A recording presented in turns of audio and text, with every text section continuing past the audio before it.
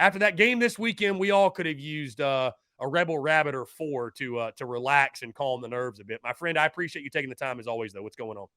Yeah, man, it's as frustrated as everybody else is, man. It was a tough weekend for sure.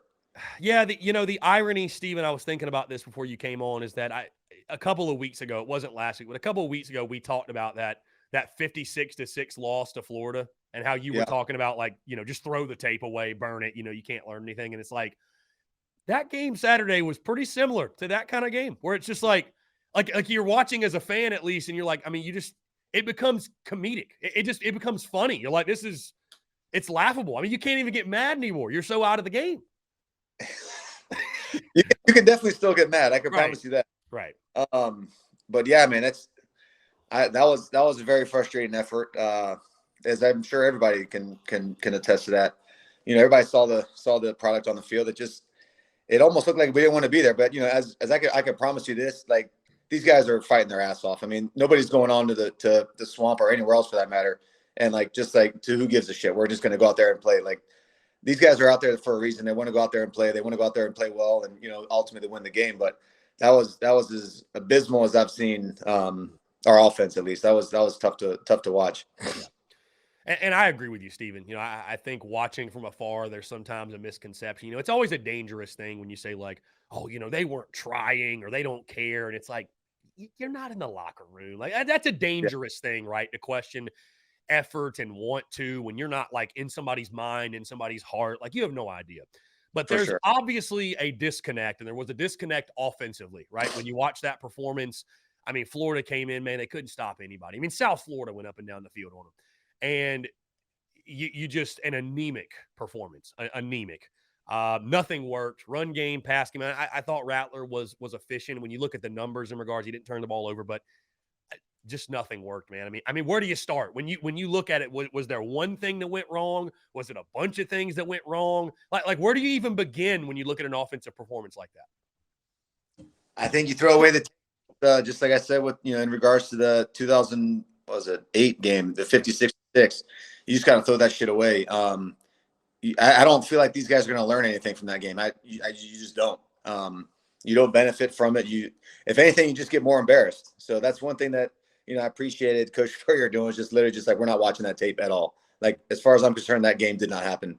So I did appreciate that, but yeah, man, it was. I can't think of anything that went right other than the fake punt. That was the highlight of the game for our offense. Came on special teams. It's frustrating, dude. I mean, I was sitting there playing golf with Trey Burton, and a bunch of the Gator guys, and yeah, there was nothing but shit talking going on. And it's like, man, what? I can't say anything, man. This is tough to watch. Yeah, it's thank goodness for Beamer Ball. Who knows where we would be without it? How surprised are you, Steven, that, because again, it's interesting. I mean, you played for a head coach that he didn't need much of an excuse to yank you, right? Like, if you threw one errant pass, he was more than willing to. Let's get somebody else out there for draft. How are you surprised at all that? I mean, in a 38-6 game, Spencer Rattler's still going out, and I know Dak Joyner got some snaps, and I thought he actually looked pretty good. Like, he was kind of electric back there, but like, there really isn't another quarterback seeing snaps. And I'm certainly not leading the charge here on this Monday. Like, bench Rattler, play somebody else. I mean, there's 2 games left. I feel like I don't know, but like, I just can't believe, like, dude, I mean, what do you have to lose? Like, I guess if Luke Doty, you don't want to burn the red shirt, fine. But like, how about some of these young quarterbacks you've recruited? I mean, why not? Like, there's nothing to lose. I mean, I don't fully understand it.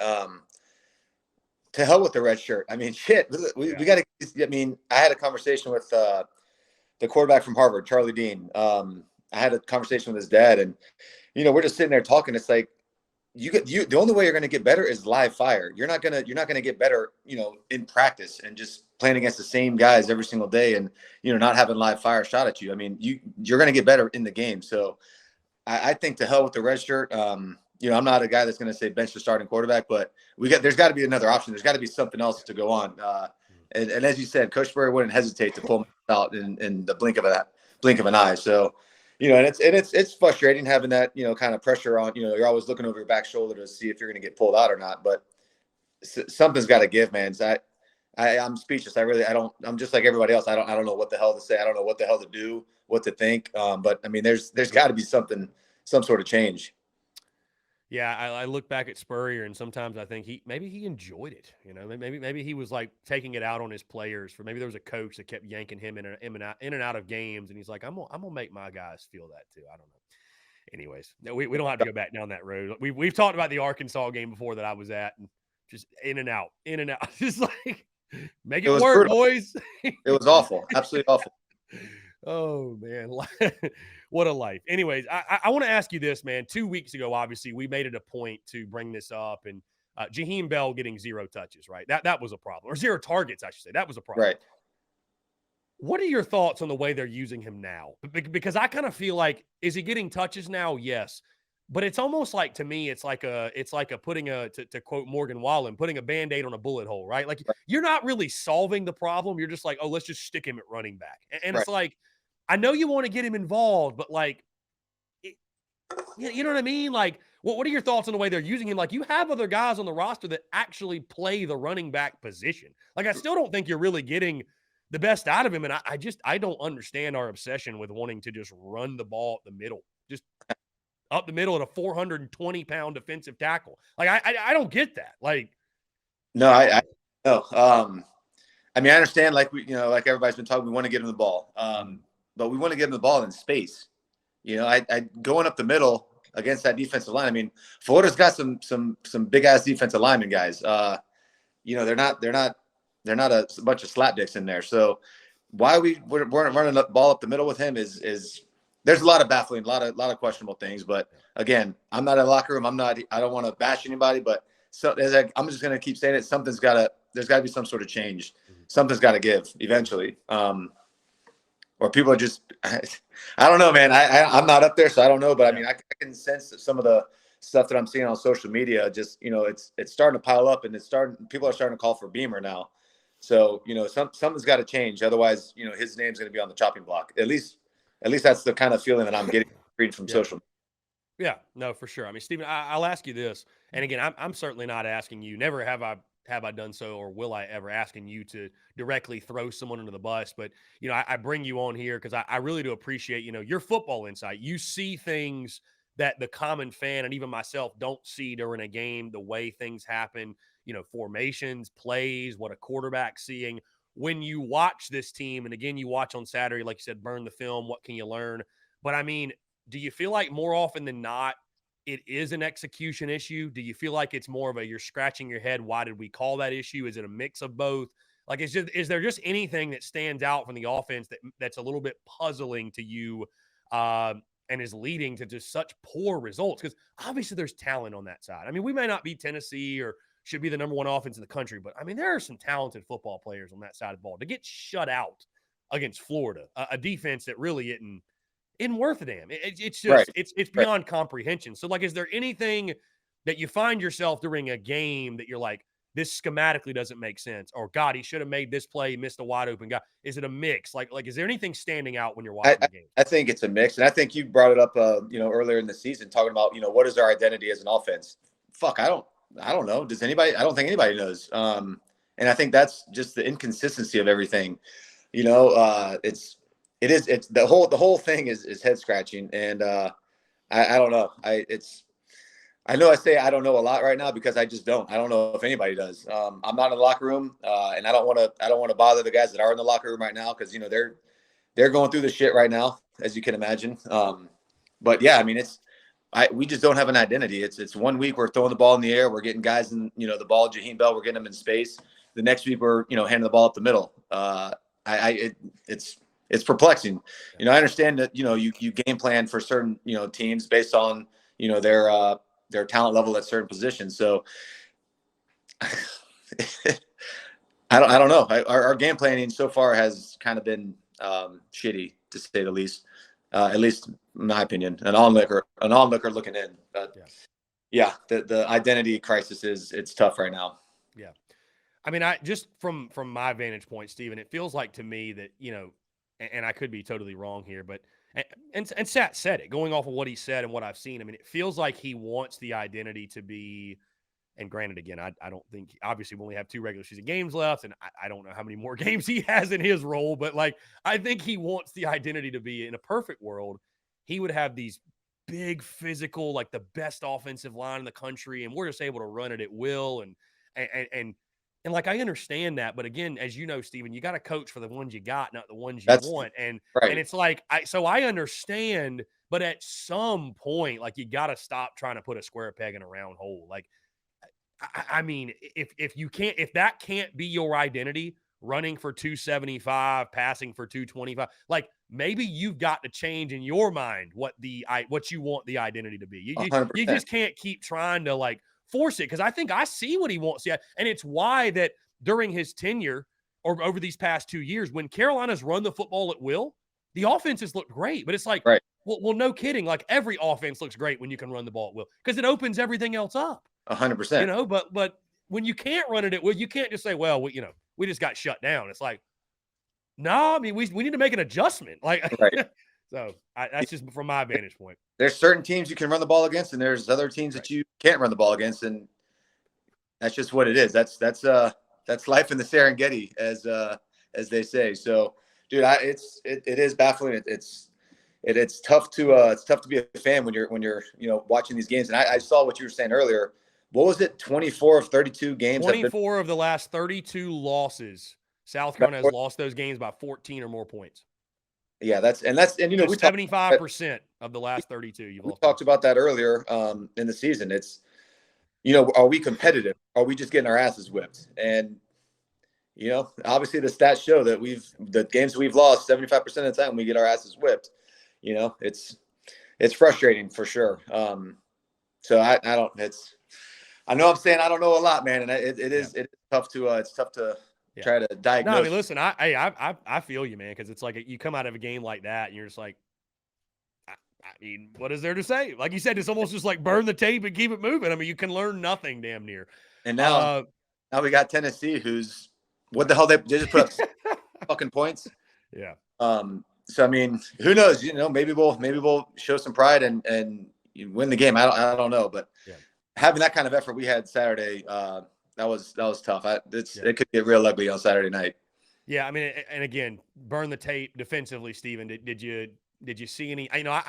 I expected. I felt confident in Florida all week because I thought, hey, Vandy just pushed you around. Realistically, Florida's going to be able to run the ball. That's their strength.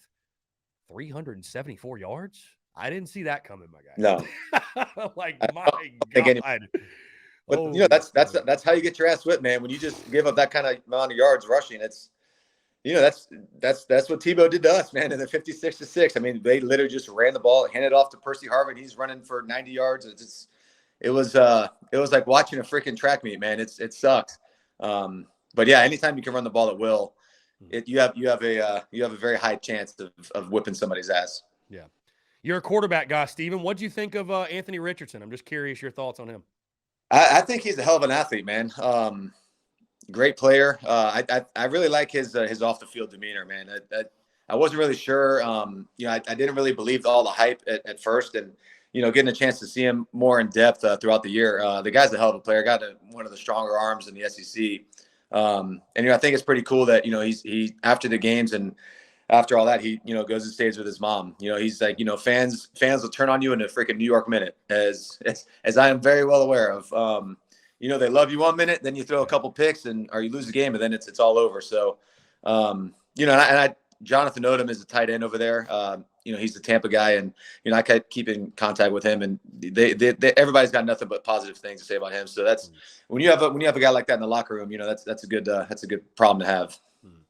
Yeah, and speaking of that, Steven, it's crazy. Just talking about the quarterback position. I mean, certainly you felt that. I'll tell you a funny story, by the way. Side note, this is obviously way before TSUS. I was just like a 20-year-old fan, whatever. I was a Garcia guy. I was a Garcia defender until the Auburn game, and then I didn't. I just said. I walked out of the stadium. I'll never forget. I walked out of the stadium with my buddy after that Auburn game. He was like, "What do you think about Garcia?" And I was like, "I got nothing, man. I'm hurt. I'm hurting." So I apologize. It is. But I did not slander your name. I just remember being like, I got nothing, bro. I don't know. What can I say? I will say this though, that Auburn game 2011, I thought we got jobbed at the end. There should have been 1 second on the clock. We should have got to kick a field goal to try to win it. Just for saying. sure. Just For saying. sure. Got jobbed. Yeah. But yeah. That's just funny. But it also reminds me too, man. Like I'll never forget like Connor Shaw, dude. Like everybody looks back at Connor Shaw now, like he's the GOAT, he's the greatest. And dude, I remember up until 2013 Mizzou, the miracle comeback, there were people on a weekly basis calling for Dylan Thompson to take his job. Oh, I know. Weekly. But people forget that. But like literally, oh, Thompson's the better passer. Like Shaw runs too much. Like, bro, I mean, it's crazy, dude. No matter what, no matter how good you are, you can't make everybody happy. The backup quarterback always the most popular guy. 100%, 100%. Yeah. And unfortunately, that's just the way it is. But yeah, man, it's I don't know. I don't know if what are they going to do as far as are they just going to stick with Rattler till? Well, and that led me to this, man. Because I think now we got 2 regular season games left. I want to get your take on this, and I know it's kind of tough because it'll be his decision and Beamer's decision, and it's not like we're making this decision, but I think there's a good chance he's your starting quarterback again next year, Steven. I mean, maybe there's vast improvement from this year. And yeah, maybe it's under a different OC, but like, I wonder how folks would feel about it. I mean, I guess we'd find out whose fault it really was, right? Yeah. We'll find out. We'll find out a lot here in the next 2 games for sure. And yeah, I mean, I'm trying to think, what are we projected bowl wise? Are we projected to go? There's a lot of, I mean, we're going to a bowl. There's a lot of different projections. I mean, I saw this morning, Texas Bowl. I've seen, Music City Bowl, which Nashville, I'd love that. I'd absolutely love that. I think a Florida Bowl game's probably out of the realm of possibility, unless we win one of the last 2, which, we'll see. But, I mean, we're definitely going bowling, but, We'll find out. I mean, there's a bunch of different projections right now, but I just think it's interesting, man. I mean, a lot can change. So it's you can speculate, but it's hard to know exactly what guys are thinking. But I mean, I just can't imagine Rattler is seriously considering going to the draft. I mean, I know the way guys scout players, and like Rattler's a guy that goes to the combine, right? He's going to put up great numbers. He's got a great arm, but I just find it hard to believe, dude, that he's, you know what I mean? Like, or maybe he says, "To hell with this. I'm out of Columbia." There's infinite possibilities, man. There's a lot to find out over these next 2 regular season games and the bowl games. Yeah, for sure. Like I said, we'll find out a lot more here shortly. Yeah. Now, when let's move to Tennessee, Stephen. When you look at the Volunteers, let's talk about a fun offense. Hendon Hooker, Jalen Hyatt. They might be getting Cedric Tillman back. It's crazy. Folks don't think about this, right? They just think about the Tennessee run game. But I was thinking, I was listening to some other folks talk about this game. You realize Tennessee runs the ball more than they throw it. Great teams can run the ball. So they actually run the ball more than they throw it on average, right? I mean, it's very close. They're very balanced, but it all starts. And I think even Kirby Smart said it. They're so hard to stop because they run the ball so well, right? It opens up everything else. But when you talk about Josh Heupel's offense and their success, and everybody's trying to look and I feel like many people are going to try to copy their what they built there, right? But it's right. All you hear is it's so simple. Like it's just so simple. I mean, when you look at Tennessee, I don't know how much you've been able to watch the Volunteers, but I mean, I'm sure it's a blast for a guy like you who's a quarterback guy, an offense guy, and you just see this high flying offense. What do you see from Tennessee offensively that makes them so good? It's kind of wild, man. I feel like their receivers are always just wide ass open. It's kind of baffling. I mean, Hendon Hooker is a legit passer, man. I didn't realize how old he was, but I mean, the guy's legit.